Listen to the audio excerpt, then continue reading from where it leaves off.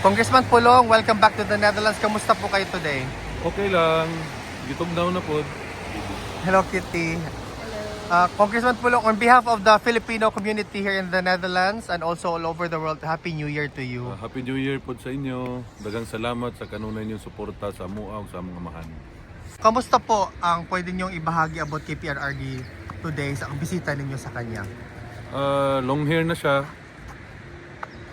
Naligo siya pero wala niya gi-apil yung tiil. Ito ba to? Wala na kakaon. Paniod to kay natulog lang siya whole morning. Hantod ni abot ni dito pa ni bangon. Motoy sulti sa security so wala maka-lunch. Marami pong mga kababayan natin ang Ulong na lang oy. Sir. Ganahan ba katawag congressman? Correct. Ha? Sir Paulo, marami pong mga kababayan natin nagtatanong kasi nag-snow ngayon dito sa Netherlands.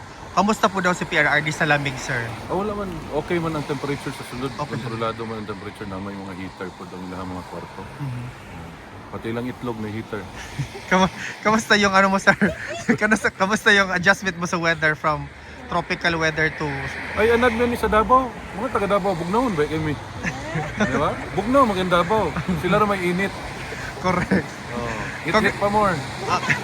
Ano po yung masasabi nyo sa 2026 na marami talaga pinaghahandaan kayo ng mga detractors na ang pamilyang Duterte ay aatakihin nila, lalong-lalo na yung kapatid mo na si Vice President Inday Sara Duterte? Di lang tayo mag-story about governance, politics, kay howd man kuno sila ana, no?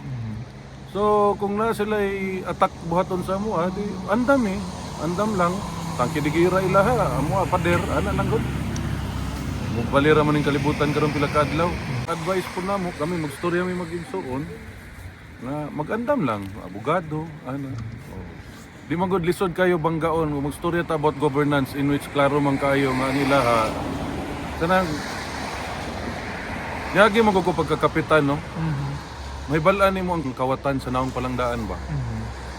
Kung unsay na kuha na nila, di na gid na basta makasugod na kagkawat, di na gid na mundang. Munang di po sila gusto matanggal diha. Ang problema ana, di gusto mo agi og saktong proseso. Demokrasya man katong istoryahan.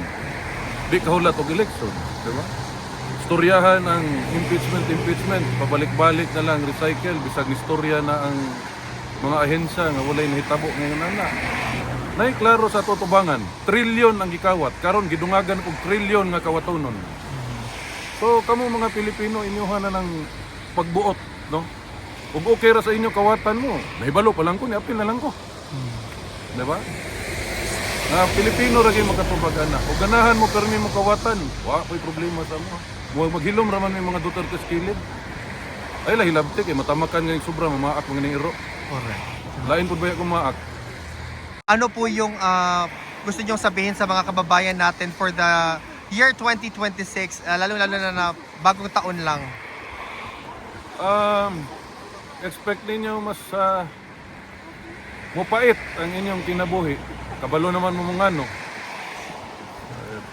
Di man gyud na malikayan ng greed, no?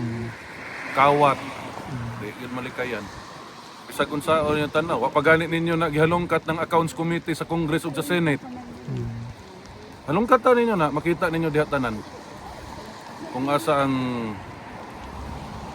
isa pa ka corruption diha sa mga amot sa tawag na.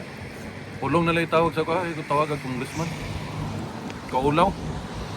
Damay patani. Pero mga taga Davao, basta ako mo serbisyo lang ko sa inyo ha. Ayan na magtuwa ng mga storya-storya nga, wala gasolod sa HOR. So ibuhaton ako dito kay committee.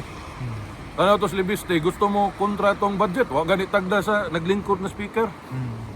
Ayan magtuwa na ilahang mga pakyut-kyut ng mga ano kasi tawag na nila, di naman na cockroach.